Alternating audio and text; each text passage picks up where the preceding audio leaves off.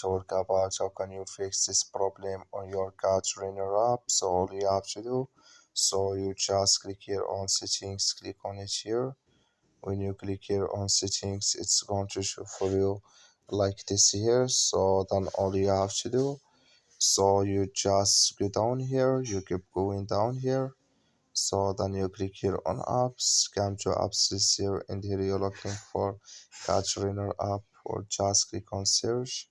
Then here add cat trainer, it's going to show for you like this, click on it. So then it's going to take you to this list here, click on for stop, then you click on OK.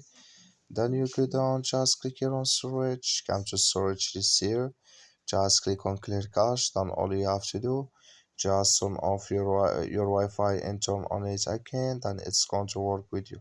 That's all you have to do. Thank you for watching. Don't forget to support us by liking, subscribe.